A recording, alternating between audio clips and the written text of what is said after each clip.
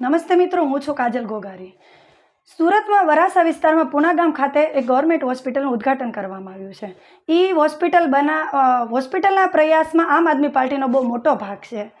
જેમાં હોસ્પિટલના ઉદ્ઘાટન કરવા માટે પાયલબેન સાકરિયા વિપક્ષના નેતા તથા આમ આદમી પાર્ટીના કોર્પોરેટ બધા પધાર્યા હતા. કારણ કે એને ખુશી હતી કે અમારા પ્રયાસથી ગવર્મેન્ટ હોસ્પિટલ બનાવવામાં આવી છે અને જનતા માટે બહુ સારું છે. એટલા એરિયાના વિસ્તારવાળાને દૂર સુધી દોડાદોડી ના થાય. એ લોકો ખુશીથી પાર્ટિસિપેટ કરવા ગયા કે ઉદ્ઘાટનમાં.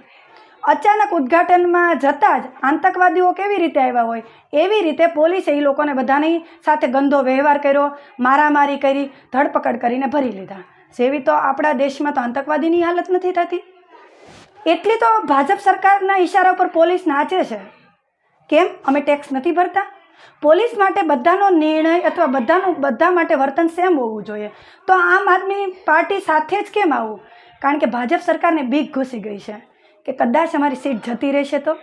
લોકો તો જાગૃત થઈ ગયા છે અને તમારી આવી વારંવાર હરકતથી લોકો એટલા બધા જાગૃત થાય છે કે તમે વાત નહીં કરી શકો. શું આપણો દેશ સ્વતંત્ર નથી? એટલી બધી તાનાશાહી કરો છો તમે લોકો.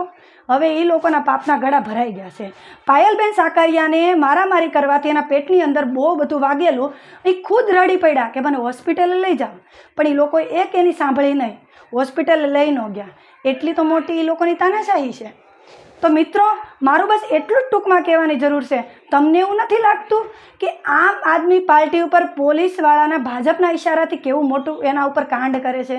વારંવાર મારામારી કરવી, જનસભાઓમાં વચ્ચે વચ્ચે આવવું, આવું બધું કરવાથી શું મળવાનું છે? શું આ દેશ સ્વતંત્ર નથી કે ભાજપ સરકારના ઈશારા ઉપર ચાલવાનું? ભાજપ સરકાર કે પોલીસને કે તમે આવું કરો એટલે પોલીસ પૂછે બી નહીં, કાંઈ જોવાનું નહીં, સીધું કાર્ય કરવાનું. તો શું ભાજપ સરકાર પોલીસવાળાને પગાર પૂરો પાડે છે? કેમ આમ જનતાનો કોઈ અધિકાર નથી? કેમ આમ જનતાને અવાજ ઊંચો કરવાનો અથવા કશે જવાનો અધિકાર નથી? કેમ આમ આદમી પાર્ટી મજબૂત બને, વિપક્ષના નેતા એટલો વિરોધ કરે, એ તમને મરચા લાગે છે? કે સારા કામ કરે એ મરચા લાગે છે? 30 વર્ષમાં જે તમારાથી ન થયું એ આમ આદમી પાર્ટી કરી બતાવે છે. એ તમારાથી જોવાતું નથી. કારણ કે તમે ભ્રષ્ટાચારીમાંથી ઊંચા આવો તો તમારા વિચારો કંઈક સારા હોય ને, તો તમે દેશ માટે કંઈક સારું કરી શકો ને.